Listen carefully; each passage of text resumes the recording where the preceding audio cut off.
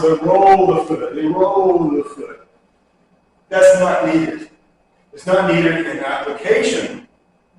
It is not needed also if you're doing this stuff for health and wellness. It's not in the traditional forms.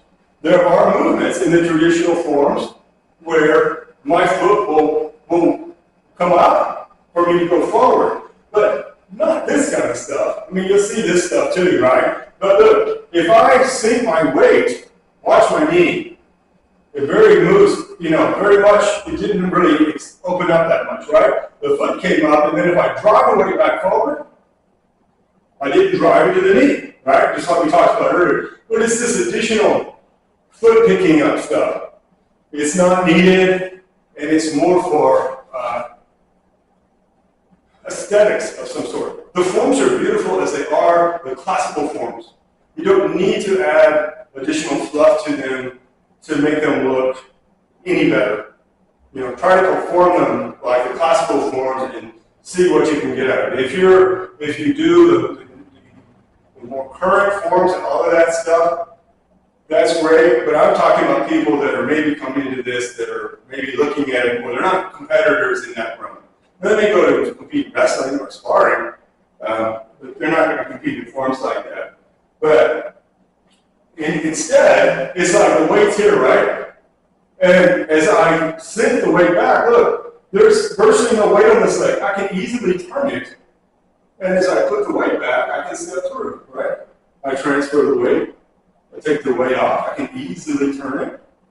And depending on the width of the stance, I don't even need to turn the foot. If it's a really narrow stance like this, I can pretty much almost be, my feet almost like this, straight ahead. I don't really want that though. I want this one slightly turned. But, I take a little of the weight off, I turn it slightly, I step the foot through, heel to toe, I put it down, I put it back. I don't need to do that. And in a self-defense situation, you wouldn't want to do this kind of stuff repeatedly. That would be dangerous to your ankle, your knee, right? It's easy to get your foot swept, right? You do it sparingly for certain activities or certain things. You potentially use it for pulling, or you see something where it's drawing something. But again, for almost every movement, it just doesn't make sense. Over-exaggeration of movements, not looking in the right direction. What do I mean by that? When you see Tai Chi, say something like cloud hands, right? And you'll see these, looks like this guy's making these big movements. And some of them are. The movements aren't even tied together with a shift or with a step. But really, it should be that my body's moving, not the arms, right? It looks big, but the body is what's moving, right? Or something like repulse the monkey, and the person is looking all the way back here. Well, I guess if you're wanting to do it for aesthetics and you want to make it look more appealing or something, okay. But maybe it's going to help you with your balance. But in reality, the arms should be just here, right? So when I do this motion, if it's not that I'm looking behind, I'm actually following my torso. See? So even if I had an arm here, I grab this guy's arm. This hand is going to still be basically in front of my body. See? It's not that I'm putting it way back here. So when I turn, it turns with me. I turn my leg out, see, like we talked about earlier. The weight's back here now, and transfer it.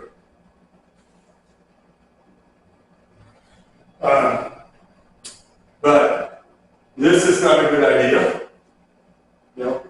I can't even see what the hand is, or do a movement like this or something. You want to focus on where the direction your body is either traveling or the execution of the movement. So anyway, there's a lot more that could be said about this, and I'm not trying to be negative toward others, but if we just go back through that real quick, it's instead of shifting on the knees, right, or shifting and leaning, or shifting forward and driving into the knee, how about just sink and then use those buttocks, use those leg muscles to drive you back forward. I'm much more stable. My body is not contorted. It's easier for me to breathe. Using the knees for mobility, again, when all possible.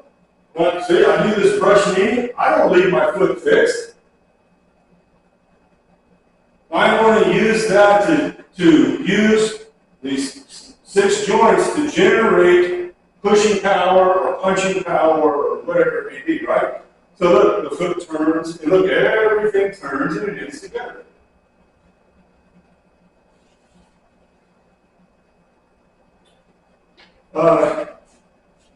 Not shifting the weight enough off the feet. I have some older clients that do that. In other words, they need to go this way, but they will turn, but they won't turn the foot to turn the foot, right? So they'll get here and they'll put the weight heavy, and then they try to turn the foot. They have this weight and it makes it hard to turn the foot freely, right? And this is the same thing. If you were using it for application, and I don't know, you wanted to hit something here, right? And you have all of this weight in this leg, it would be hard. But if I turn the foot and then turn this one last, I can use that to help me to generate additional force and speed without damaging this knee joint and without creating too much friction to slow me down. Stopping, hesitating, pausing. Remember, try to do your forearms all the way through. Now, if you get better, you can have movements that go at this rate and at this rate, but it's the continuity, right? You keep everything going. I don't pause, I don't stop. I don't want to hold my breath. And so the same thing, I don't want to stop those movements.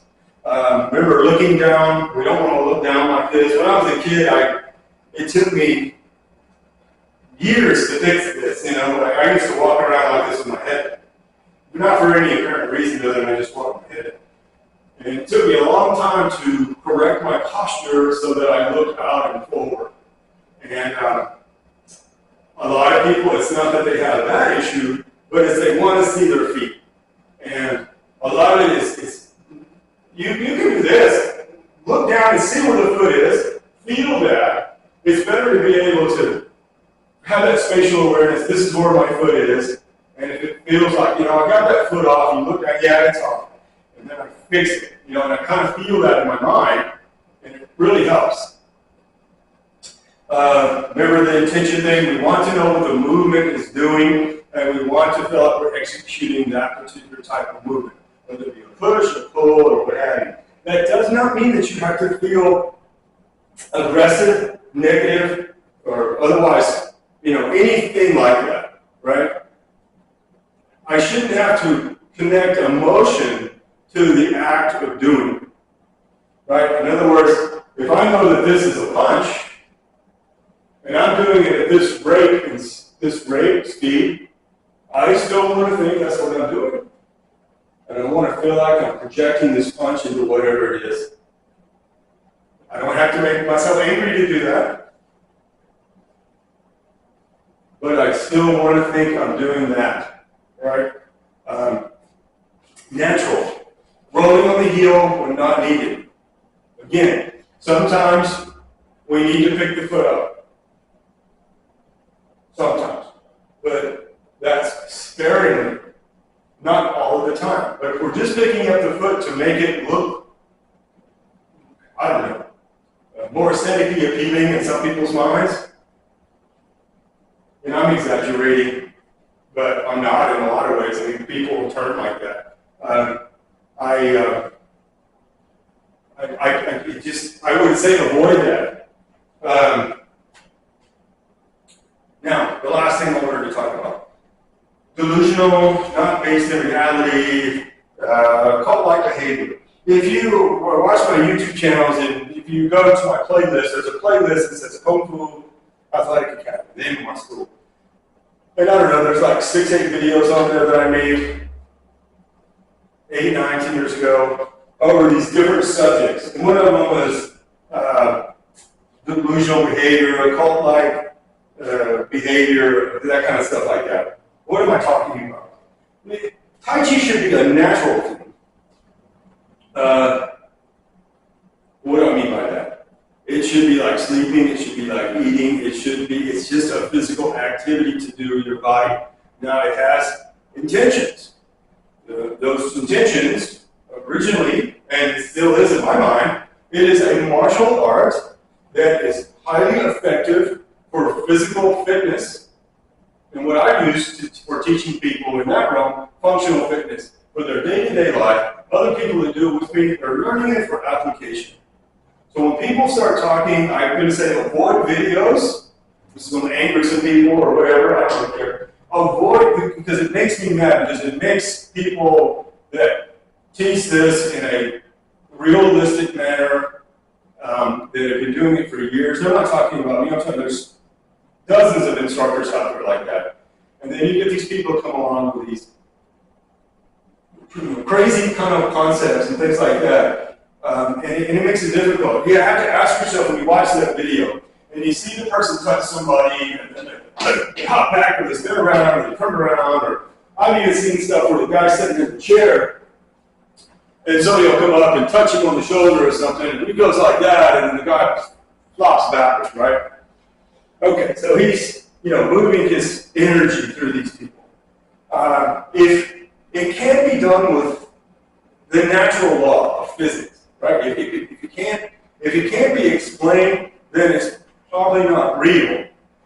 But that's where we come in when I say cult-like behavior, right? There's several people that are pushing this concept right now about fascia. We all have fascia. Fascia wraps around our organs. It wraps around our bone, our muscles. It kind of is like a packaging, right? It looks like cellophane, saran wrap or something. If you've ever barbecued some ribs or something, there's like a piece of it, and you would peel it off of the rib bones, right? There are people that are saying that they can touch you, and so in turn touch your fascia and twist this stuff, right? Twist it or turn it or something, and just move you with this underlying fascia that's under the skin and over the muscles and organs. And I'm not saying that you couldn't damage the fascia, right? I mean, if you got cut, or what about a subdermal hematoma, right?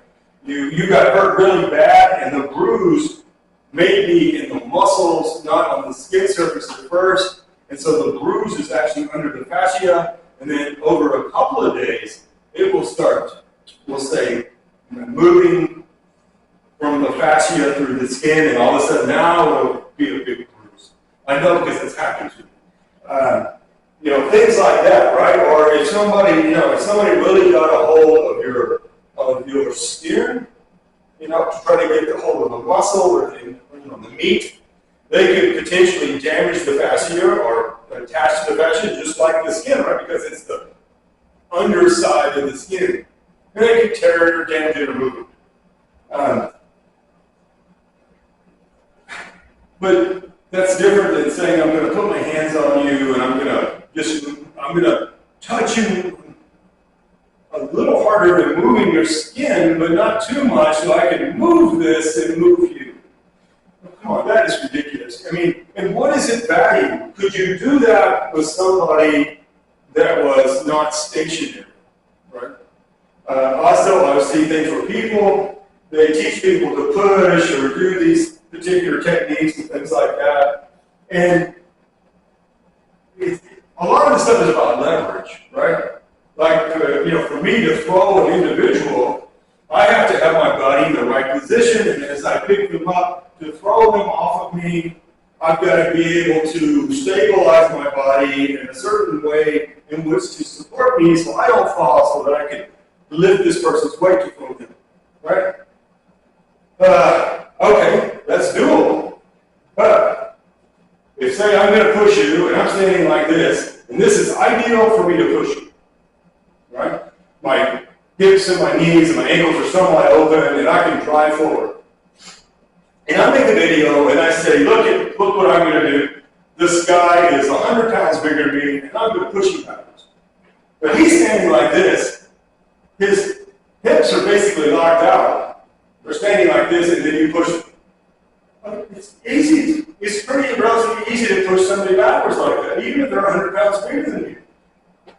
You get it? They can't. They're not sending anything in the ground. It's better to educate people instead of coming up with fantasy stuff to make yourself money, but to explain to the person, look, when somebody goes to push you, I can be smaller than you, you can be bigger than me, and look, I'm going to show you how to absorb this, but I can still do this on you, and potentially I can get this off on you based on how I'm using my body, or I combine this with something else. Explain so people learn it. Don't give them some kind of fantasy thing like a Wizard of Oz and it's behind this curtain and you got to pay me money, you got to pay for these classes, and then you'll get something out of this. I mean, if that's the case, and if you're putting videos on YouTube to make yourself money, then you should put a disclaimer. Me, I put up any information as much as I think I can. If somebody wants to learn this stuff from me, that's great. But I'm not going to try to give you a long misconception about stuff like that. There's a lot of vulnerable people out there, and they're looking for something to make them seem special or different, because they already feel like maybe they don't feel good about themselves or something, and so they're going to learn this thing, and it's going to make them like this. That's not how to treat people. That's not natural, and that's just not healthy. So anyway, there are some great teachers on YouTube. There's Mr. Randall Fung. He's in San Francisco area, I think, and his videos over Tai Chi are super practical, very, very beneficial. There's a man in Florida named Mr. Stephen Pop, and same thing, super practical. Yes, he talks about Chi, but he talks about it in a realistic way and how the mechanics of the body, but to talk about natural stuff. There's Mr. Painter that's in here in Texas. He's in Fort Worth or Arlington, right? And he's super practical about his Tai Chi and about his Bagua and all of that kind of stuff. And my point is, there's teachers like that out there.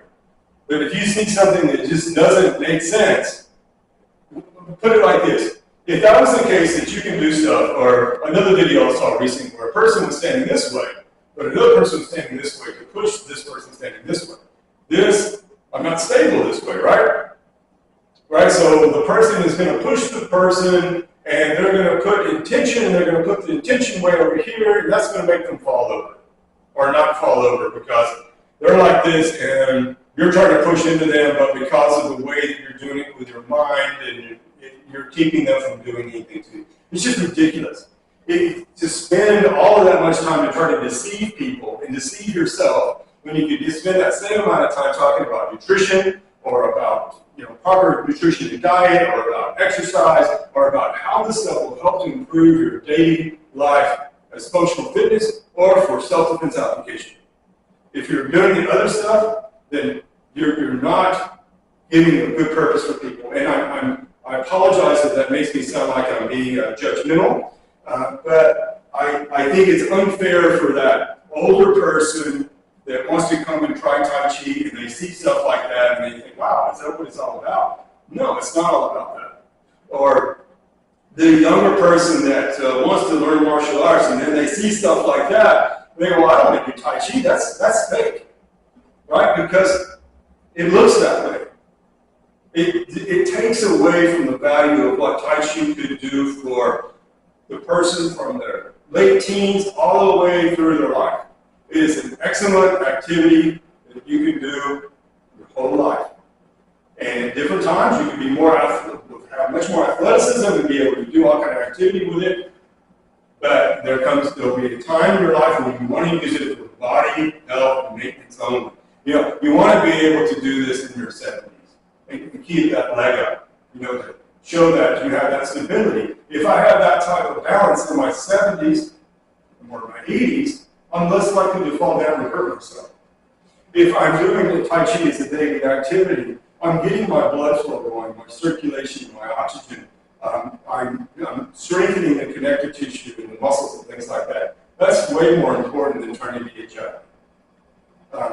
So anyway, I hope you like the video. And again, I don't mean to be rude, but I'm just saying what I feel and I'm trying to be honest. As it relates to these mechanical areas that we all do these things in Tai Chi or in martial arts from time to time.